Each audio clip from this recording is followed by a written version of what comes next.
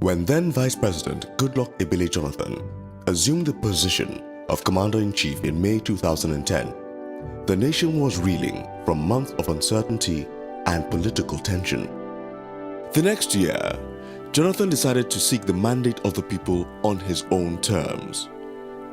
After elections that were acknowledged locally and internationally to be the freest and fairest in recent history, he won a landslide victory endorsed by Nigerians from all walks of life and from all parts of the country. His election signified more than his personal victory. It was a victory for democracy. From his days as acting president, Goodluck Jonathan took steps to reform the electoral process by strengthening INEC, installing a strong chief in Professor Atahiru Jega, and assuring that members of the commission were non-partisan. He also promptly signed electoral bills that would protect the integrity of the ballot. For many Nigerians, the 2011 elections were the first time they truly felt that their votes counted. Since then, the president has continued to show respect for the democratic process, refusing to interfere in various state elections, and fiercely protecting the independence of INEC. On Inauguration Day, May 29, 2011, the new president spoke passionately to Nigerians about his vision, not just for change, but for complete and utter transformation. The day of transformation begins today. We will not allow anyone exploit differences in creed or tongue to set us one against another. He unveiled an agenda to reposition the country, reorient society, and revitalize the economy. He promised to create jobs, ensure an enabling environment for small and medium enterprises, invest heavily in infrastructure, improve healthcare and education, and put power reform at the heart of his industrialization strategy. As President Jonathan embarked on the new term, he faced challenges resulting from years of systemic failure in governance, years of broken promises to the Nigerian people. Today, we stand at the midterm mark, and thanks to the hard work of the President, Vice President, and a world-class executive team, the report card is commendable. Yes, Nigeria remains a work in progress, but there has been a great deal of work done and a significant amount of progress made.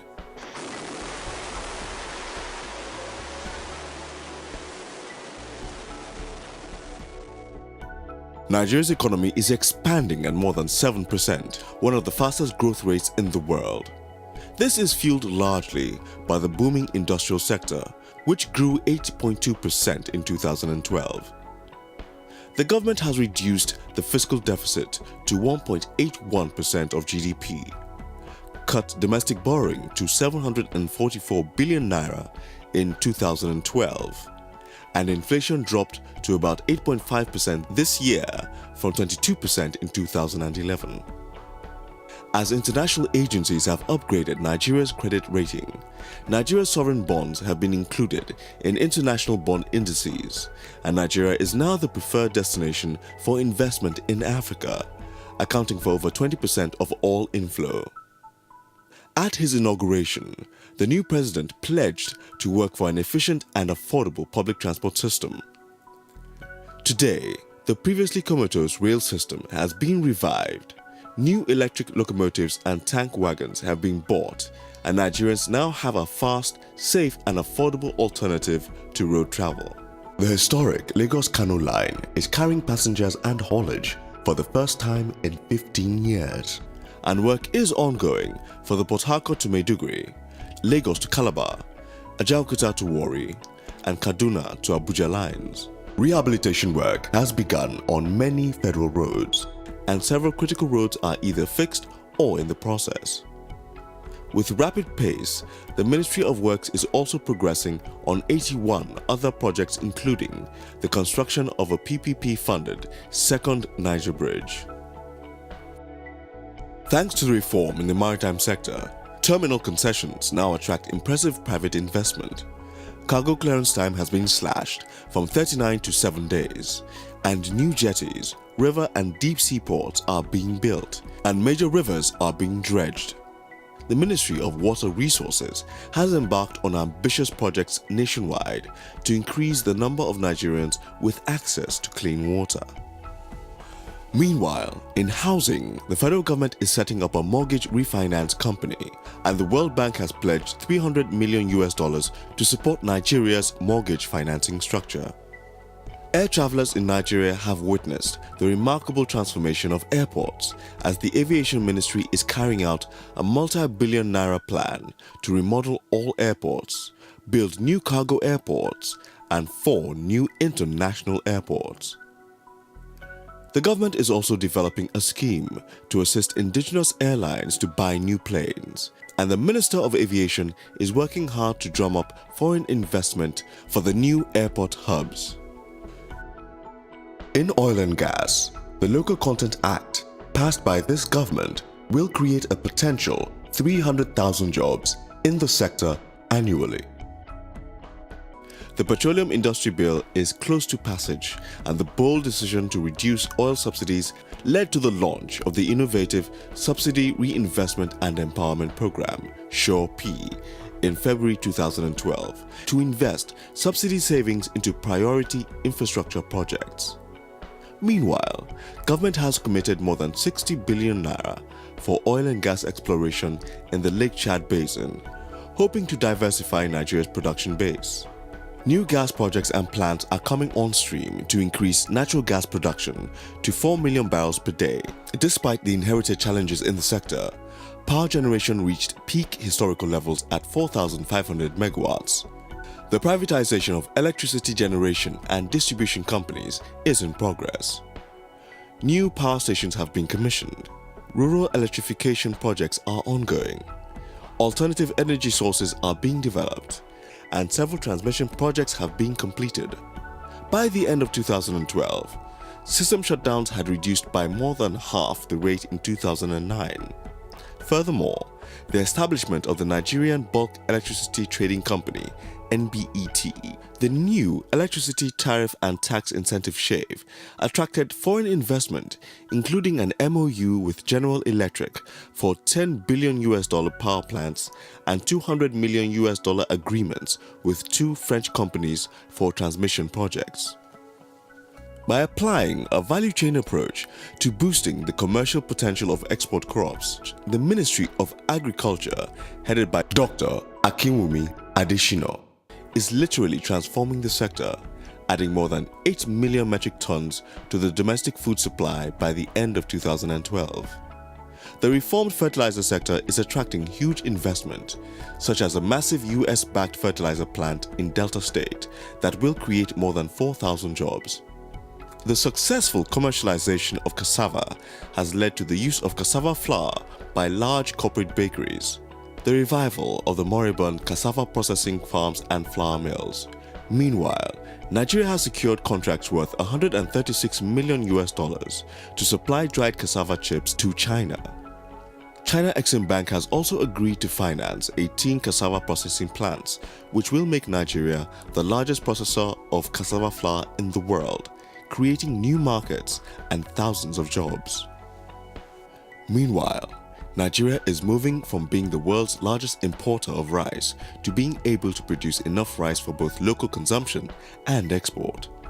Large rice farms and dozens of mills have sprung up, and US company Dominion Farms is investing $40 million in a rice farm in Taraba State that will save Nigeria $342 million a year in importation costs. Job creation is a key tenet of the transformation, and all major government contracts are indexed on the number of jobs they create. 500,000 jobs for youths will be targeted annually through the National Industrial Skills Development Program, and SURE-P projects will lead to the hiring of 10,000 youths per state. Furthermore, over 700 companies and 80,000 graduates have registered for the Graduate Internship Scheme. The administration's industrialization drive is bearing fruit, and the Manufacturers Association of Nigeria, MAN, recently confirmed that thanks to the government's initiatives such as sanitization of the ports, promotion of made-in-Nigeria products, and the backward integration policy, 240 new factories opened last year with a projected turnover of 140 billion naira. The government is boosting the pivotal micro, small and medium enterprises sector by backing legislation to strengthen microfinance banks, introducing partial credit guarantee schemes, and bolstering its development finance institutions. Furthermore, the Ministry of Finance's innovative UWIN program is supporting new businesses that are projected to generate over 100,000 jobs over 3 years. The administration is also supporting the potential for job creation and economic growth in the culture, tourism, and creative industries by raising Nigeria's tourism profile on the global stage and launching the $200 million Entertainment Loan Fund and the 3 billion naira grant program for Nollywood. This is an administration that protects rights, supports civil liberties, and respects the opinions of its citizens, including the press. The president has also shown real commitment to gender equality, appointing a cabinet of 35% women, placing many at the helm of key portfolios. In terms of foreign policy, Nigeria continues her big brother role on the African continent, but there is now greater emphasis on economic diplomacy to support domestic growth at home. As a former university lecturer, education is dear to the president's heart. His administration has vigorously promoted primary school enrollment, undertaking unprecedented levels of school construction and renovation, reviewed curricula, set new standards for undergraduate and postgraduate levels, and invested billions in teachers' training. This government has also granted hundreds of licenses for technical and vocational colleges and established 9 new federal universities, so there is now one in every state, giving millions more access to affordable higher education. Marginalized groups have received specialized attention, and in 2011, President Jonathan opened the first Almajiri model boarding schools. In the health sector, some key achievements include the distribution of ambulances and blood banks, guinea worm eradication, the establishment of the Nigeria Center for Disease Control (NCDC), the innovative deployment of ICT in the fight against fake and counterfeit drugs, and the rehabilitation and equipping of several teaching hospitals. The creation of the Ministry of Communication Technology was an innovation of the Jonathan presidency, and some of the key achievements thus far include the launch of the e-government cloud and single window portal, the establishment of 240 IT centers across the country, and the deployment of PCs and internet access to several hundred educational institutions. Sports development is a powerful vehicle for youth empowerment and national cohesiveness. The phenomenal victory of the Super Eagles at the 2013 African Cup of Nations was like a symbol of the ongoing transformation in the country. Other sporting highlights include Nigeria's high ranking on the medals table at the London 2012 Paralympic Games, the 2011 All-Africa Games, and the 2012 Commonwealth Games. The government is working hard to identify and eliminate corruption across different sectors, from the flushing out of ghost workers from the civil service saving 100 billion naira in government spending, to the transformative work of the Nigerian Extractive Industries Transparency Initiative (NEITI) to ensure the accountability of the oil and gas sector through its comprehensive industry audit. Security remains a challenge, but government is tackling the issue head-on, declaring a state of emergency recently in 3 states, establishing anti-terrorism units across the country, and providing the military and the police with state-of-the-art equipment, operational infrastructure, and training. Kidnapping in the southeast has been reduced and peace has been sustained in the Niger Delta, which led to a massive increase in oil production from 700,000 to 2,500,000 barrels per day by December 2012.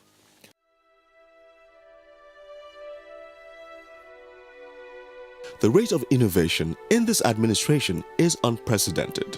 From AMCON to Kiro Direct, from performance contracts for ministers to Sure P, this government has brought new ideas and creative solutions to the table. This is also a very inclusive government, reaching out to political rivals, the private sector, the international community, the National Assembly, and most importantly, ensuring that the reforms are inclusive of every part of the country and of all levels of people. Investment bank Goldman Sachs named Nigeria as one of the emerging economic powerhouses tagged Mint. Mexico, Indonesia, Nigeria, and Turkey. As British Prime Minister David Cameron said, which country is predicted by some to have the highest average GDP growth in the world over the next 40 years? Think Africa, think Nigeria. Of course, Nigeria still struggles with major challenges, but this administration has put in place a clearly articulated manifesto of reform that is bringing Nigerians measurable benefits and a renewed sense of optimism. In the end, transformation is about more than the number of roads being built or airports being revamped. The heart of the transformation agenda is people. Behind every chart, graph, or statistic are people. Underpinning every policy is the mission to drive a paradigm shift in Nigeria's human capital development. President Jonathan knows what it is like to be on the social and economic fringe, to lack access, but he also bears witness that dreams do come true, that the impossible is possible, and that transformation can be achieved. Transformation is a goal and a clarion call to all citizens to partner with the government to build the Nigeria of the future. We owe it to ourselves, to our children, and to our country to answer that call.